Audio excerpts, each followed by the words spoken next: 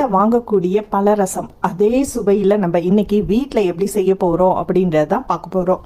இப்போ வாங்க பலரசம் செய்கிறது எப்படின்றத பார்க்கலாம். பலரசம் செய்கிறதுக்கு மெயினாக நம்ம மிக்சியோ அல்லது பிளெண்டரோ எதுவும் யூஸ் பண்ணக்கூடாது. வாழைப்பழம் அதிகமாக சேர்த்துக்கலாம். இதில் 4 வாழைப்பழம் எடுத்துருக்கேன், மீடியம் சைஸ் அளவுக்கு. இந்த மாதிரி மேஷரை வச்சு நல்லா மசிச்சு விடுங்க. அந்தந்த சீசனில் என்ன பழம் கிடைக்குதோ அதை நம்ம சேர்த்துக்கலாம். நல்ல பழுத்த பழமாக சேர்த்துக்கணும். 1-2 மசிங்க. சப்போட்டா சேர்த்துருக்கேன், மாம்பழம் சேர்த்துருக்கேன், மாதுளம்பழம். மெயினாக பழங்கள் நீங்கள் எடுக்கும்போது அதிக காய் இல்லாமல் இருக்கணும், நல்ல பழுத்த பழமாக இருக்கணும். புளிப்பு உள்ள பழங்களை அவாய்ட் பண்ணிவிடுங்க. தர்பூசணி பழமும் இதில் நான் சேர்த்துருக்கேன்.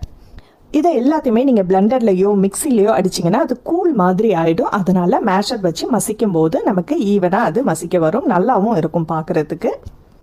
இது கூட ஆப்பிள் பழம். ஸோ மொத்த நார்சத்து நிறைந்த பழங்கள், நீர்ச்சத்து நிறைந்த பழங்கள் எல்லாத்தையுமே நம்ம இதில் ஆட் பண்ணியிருக்கோம். இதே கடையில் கொஞ்சம் எக்ஸ்ட்ராவாக அந்த ஃப்ளேவருக்காக கலர்ஸ் எல்லாம் யூஸ் பண்ணுவாங்க.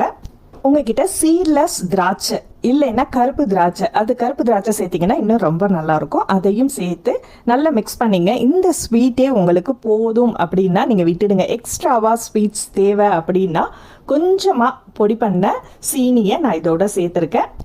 இதுவே உங்களுக்கு நல்லா தண்ணி விட்டுட்டு இருக்கும். ஒரு ஃப்ளேவருக்காக நம்ம இதில் நன்னாரி சர்பத் இதில் சேர்க்குறோம். ஒரு 1/4 கப் அளவுக்கு நன்னாரி சர்பத், அதே 1/4 கப் அளவுக்கு தண்ணியும் கலந்துருக்கேன்.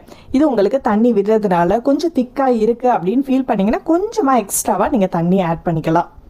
இதை நம்ம ஃப்ரிட்ஜில் வச்சு நல்ல கூலாக சாப்பிடும்போது ரொம்ப நல்லாயிருக்கும். ஃப்ரெஷ்ஷாக சாப்பிட்றது பழங்கள் எல்லாமே ரொம்ப டேஸ்டியாகவும் இருக்கும். ரொம்ப சிம்பிளான இன்க்ரீடியன்ஸ் தான். நம்மக்கிட்ட இருக்கக்கூடிய பழங்கள் எல்லாத்தையுமே நம்ம இதில் சேர்த்துக்கலாம். நோன்பு நேரங்களில் ஒரே மாதிரியான அந்த கூல்ட்ரிங்க்ஸ் அந்த மாதிரி சாப்பிடாம இந்த மாதிரி மிக்சட் பழ வகைகளை 1-2 இருக்கும்போது எல்லா பழங்களையும் ஒன்றா சேர்த்து நம்ம செஞ்சிடலாம்.